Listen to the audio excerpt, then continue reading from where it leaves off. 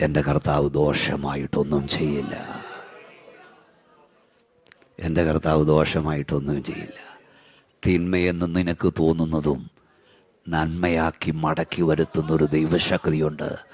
കൈയൊന്നുയർത്തി വായം തുറന്ന ശക്തിയോട് സ്തോത്രം പറഞ്ഞു. മക്കളില്ലാതെ ഭാരപ്പെട്ട ഒരു അപ്പനും അമ്മയും വളരെ വർഷങ്ങൾ 10-18 വർഷം പ്രാർത്ഥിച്ചു, ഒരു കുഞ്ഞിനെ കിട്ടി. പക്ഷെ കുറച്ച് കഴിഞ്ഞപ്പോൾ അറിയുന്നത് ബുദ്ധിമാന്യമുള്ള കുഞ്ഞാണ്. ആ കുഞ്ഞിൻ്റെ വളർച്ചയിൽ അവർ വേദനപ്പെട്ടു. ആ അമ്മ ഒത്തിരി കരഞ്ഞു. ഒരു ദിവസം അമ്മ ചോദിച്ചു, കർത്താവേ, ഇങ്ങനെ ആയിരുന്നു കുഞ്ഞിനെ കിട്ടിയില്ലെങ്കിലും വേണ്ടില്ലായിരുന്നു. ഉടനെ തമ്പുരാൻ പറഞ്ഞു, മോളെ, എൻ്റെ ഈ ദാനത്തെ ആരെ ഏൽപ്പിക്കുമെന്ന് ഞാനിങ്ങനെ നോക്കിയിരിക്കുകയായിരുന്നു. നിന്നെ ഏൽപ്പിച്ചാൽ നീ നന്നായി നോക്കുമെന്ന് വിശ്വസിച്ചാൽ ഞാൻ തന്നത്. നിനക്ക് ഭാരമാണ്, ഞാൻ തിരിച്ചെടുത്തോളാന്ന് പറഞ്ഞു. ഞാൻ എടുത്തോളാന്ന് പറഞ്ഞു. ഉടനെ അമ്മ പറഞ്ഞു, കർത്താവേ, ഇതെൻ്റെ ദൗത്യമാ, നീ എന്നെ ഏൽപ്പിച്ച നിയോഗമാ. എൻ്റെ കണ്ണടയും വരെ ഞാൻ കുഞ്ഞിനെ നോക്കിക്കോളാം. ദോഷമായി ദൈവം ഒന്നും ചെയ്യില്ല. നിനക്ക് തിന്മയെന്ന് തോന്നുന്നതും നന്മയാക്കി ദൈവം മടക്കി വരുത്തും. യോസഫിനെ സഹോദരന്മാർ പൊട്ടക്കിണറ്റിലിട്ടത് സിംഹാസനത്തിലെത്തിക്കാനല്ല, അവിടെ കിടന്ന് ചാകട്ടെന്ന് വിചാരിച്ച.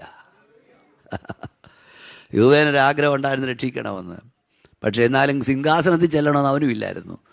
പൊട്ടക്കിണറ്റിൽ നിന്ന് എപ്പൻ്റെ അടുക്ക് എത്തിക്കണമെന്നേ ഉള്ളായിരുന്നു. പക്ഷേ തമ്പുരാൻ യോസഫിനെ പിടിച്ചിറക്കിക്കൊണ്ട് വന്ന് തിരിച്ചവിടെ എത്തിക്കാനല്ല, സിംഹാസനം എത്തിക്കാനാ. അപ്പോൾ യോസഫിനെ സഹോദരന്മാർ പൊട്ടക്കിണറ്റിലിട്ടത് സിംഹാസനം എത്തിക്കാനല്ല, കിണറ്റിൽ കിടന്ന് ചാകാനാ.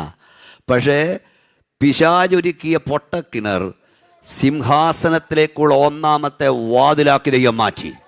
രാത്രി യേശുവിൻ്റെ നാമത്തിൽ ഒന്നുകൂടെ ഞാൻ പറയാം, നിനക്ക് വിരോധമായി, നിന്റെ തലമുറയ്ക്ക് വിരോധമായി, നിന്റെ ദർശനത്തിന് വിരോധമായി ദുഷ്ട പിശാചൊരുക്കുന്ന പൊട്ടക്കിണറുകൾ നിന്റെ ദർശന സമാപ്തിയുടെ ഒന്നാമത്തെ വാതിലാക്കി മാറ്റാൻ എൻ്റെ കർത്താവിന് കഴിയും. വിശ്വസിക്കുന്നവർ ശക്തിയോടെ കൈകളടിച്ച് അന്യഭാഷയിൽ ആത്മനിറവിൽ, എല്ലാവരും കൈയടിച്ച് ആത്മനിറവിൽ ദൈവത്തെ ആരാധിച്ചാട്ട് യേശുവിൻ്റെ നാമത്തിൽ പറ, ഇന്നുള്ള വേദന നൽകുന്ന ശോധന വിഷമമുള്ളതെങ്കിലും വിലയുണ്ടതിന് പൊന്നിലും, എന്നെ തകർക്കാനല്ല വേദന, എന്നെ മുടിക്കാനല്ല ശോധന, എന്നെ പൊന്നാക്കി പുറത്തു കൊണ്ടുവരാൻ. പൗലോസ് അപ്പോസ്തലനെ കാരാഗ്രഹത്തിലിട്ടത് സുവിശേഷത്തിന്റെ വ്യാപ്തി തടയാനാണ്. പക്ഷേ പൗലോസ് കാരാഗ്രഹത്തിൽ കിടന്ന് 4 ലേഖനങ്ങൾ എഴുതി. അതിൻ്റെ പേരാണ് കാരാഗ്രഹ ലേഖനങ്ങൾ. എഫേസ്യ ലേഖനം, ഫിലിപ്പിയ ലേഖനം, ഫിലമോൻ ലേഖനം, ഫിലിപ്പിയ ലേഖനമൊക്കെ അവിടെ കിടന്ന് എഴുതിയതാണ്. നിങ്ങൾ ചിന്തിച്ചോണം, സുവിശേഷത്തിൻ്റെ വ്യാപ്തി തടയാൻ ജയിലിനകത്തിട്ടപ്പം അവിടെ കിടന്ന് ഈ വയോവൃതൻ, എനിക്കതൊക്കെ വായിക്കുമ്പോൾ ഞാൻ കരയാറുണ്ട്. ഈ വയോധികൻ അവിടെ നിന്ന് കുത്തിക്കുറിക്കുന്നത് എന്താണെന്ന് സകതടവുകാർക്കും മനസ്സിലായില്ല, പട്ടാളക്കാർക്കും മനസ്സിലായില്ല. എന്നാൽ എഫെസോസിലായിരുന്നെങ്കിൽ അവിടൊക്കെ മാത്രമേ ദൂത് കിട്ടത്തുള്ളൂ. ലോകം മുഴുവനുള്ള സഭയ്ക്ക്, ജനിക്കാൻ പോകുന്ന നിനക്കും എനിക്കുള്ള ദൂത്. ഓ ഹല്ലേലൂയ! ആ കാരാഗ്രഹത്തിൽ കിടന്ന് ഈ അഭിഷക്തൻ കുത്തിക്കുറിച്ചു. എനിക്ക് മനസ്സിലാകാത്ത വസ്തുത പാസ്റ്ററെ, ഈ വയോധികൻ അഭിഷക്തനെ കുറിച്ചുകൊണ്ടിരിക്കുന്ന എന്താണെന്ന് പിശാചിനും മനസ്സിലായില്ല, പട്ടാളക്കാർക്ക് മനസ്സിലായില്ല, റോമൻ അധികാരികൾക്ക് മനസ്സിലായില്ല.